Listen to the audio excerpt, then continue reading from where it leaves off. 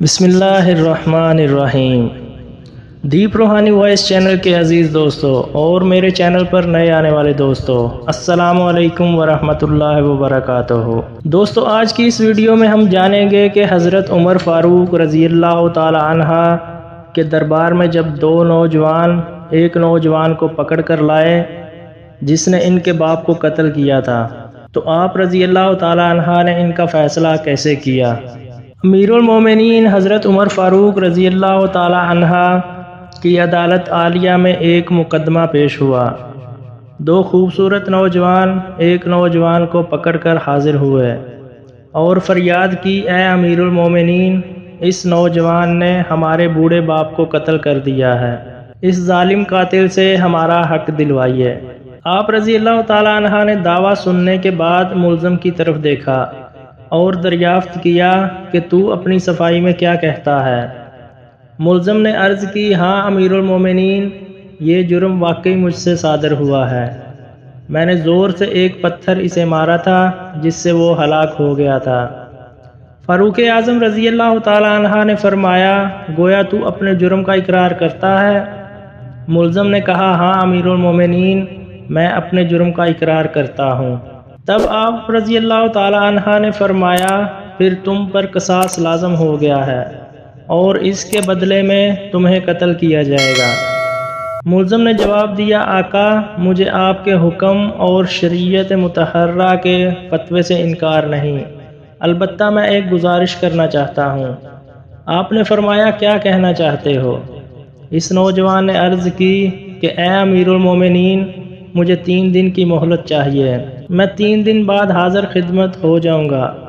عظیم قائد نے کچھ دیر سر جھکا کر سوچا اور غور و فکر کرنے کے بعد سر اوپر اٹھایا اور فرمایا، اچھا، اس کا کون گواہ ہوگا کہ تم واقعی 3 دن بعد آ جاؤ گے اور عدالت میں حاضر ہو کر خون کا بدلہ خون سے دو گے؟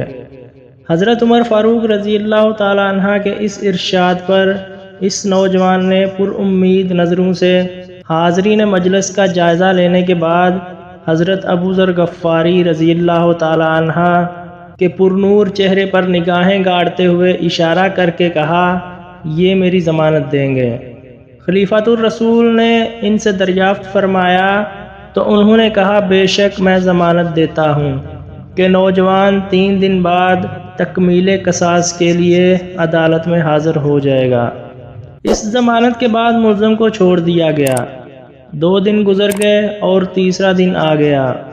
جلیل القدر صحابہ اور مشیران خلافت دربار میں جمع ہوئے، دونوں مدعی بھی آ گئے، حضرت ابو ذر غفاری رضی اللہ تعالی عنہ بھی آ گئے اور ملزم کا بے قراری سے انتظار کرنے لگے۔ جوں جوں وقت گزرتا جا رہا تھا، صحابہ کرام کا اضطراب بڑھتا جا رہا تھا، کیونکہ ملزم ابھی تک نہیں پہنچا تھا اور وقت قریب آ رہا تھا اور صحابہ کو ابو ذر کی نسبت پریشانی ہونے لگی۔ 1-2 مرتبہ مدعیوں نے بھی دریافت کیا، مگر انہوں نے ہر مرتبہ یہی جواب دیا کہ اگر 3 یوم گزر گئے اور ملزم نہ آیا تو میں اپنی ضمانت پوری کروں گا، پریشانی کی کوئی بات نہیں۔ جب حاضرین پریشانی کی انتہا پر پہنچ گئے اور دہلا دینے والے انجام کے تصور سے سہم گئے کہ اچانک ایک طرف سے ملزم دربار میں آ حاضر ہوا۔ اس کا جسم پسینے سے شرابور تھا، چہرے پر گرد جم چکی تھی، مسلسل بھاگنے سے اس کی سانس پھول گئی تھی۔ اس نے آتے ہی سلام کیا اور عرض کی، اللہ تعالیٰ کا جو حکم ہے بجا لایا جائے۔ آپ رضی اللہ تعالی عنہ کے دریافت کرنے پر ملزم نے بتایا کہ میں ایک امانت والے کے سپرد کرنے گیا تھا۔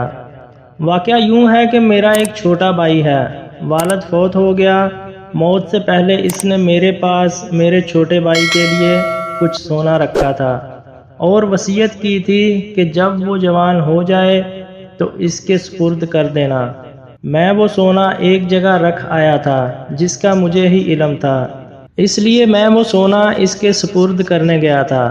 الحمدللہ میں نے امانت اس کے سپرد کر دی جس کی وہ تھی۔ امیر المومنین رضی اللہ تعالی عنہ نے ابو ذر غفاری رضی اللہ تعالی عنہ سے پوچھا کہ آپ نے اس کی ضمانت کیوں دی تھی؟ کیا یہ آپ کا واقف تھا؟ انہوں نے کہا کہ میرا اس سے کوئی تعلق نہیں ہے، صرف بات یہ تھی کہ جب اس نے پر امید نگاہوں سے میری طرف دیکھا تو مجھے خیال آیا کہ اگر بھرے مجمع میں بھی میں اس کی ضمانت نہ دوں گا تو کل قیامت کے دن رب العزت کے سامنے شرمندہ ہونا پڑے گا کہ اتنے آدمیوں میں سے کوئی بھی اس کا ضامن نہ بن سکا، اس لیے میں نے اس کی ضمانت دی، حالانکہ میں اس کو بالکل نہیں جانتا تھا، نہ مجھے یہ معلوم ہے کہ یہ کہاں رہتا ہے، بس اس کی ظاہری شرافت نے مجھے یقین دلا دیا تھا کہ وعدے کا پکا ہے، اور میں نے ضمانت دے دی۔ یہ بات سن کر حاضرین محفل اشک آلود ہو گئے، اور مدعیوں نے بھی التجا کر دی کہ اے امیر المومنین، ہم نے اس نوجوان کو اپنے باپ کا خون معاف کر دیا اور ہم اپنا مقدمہ واپس لیتے ہیں۔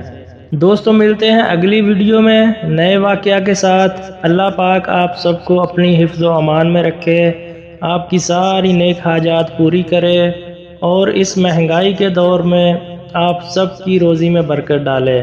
اللہ آپ سب کا حامی و ناصر ہو۔ السلام علیکم ورحمۃ اللہ وبرکاتہ۔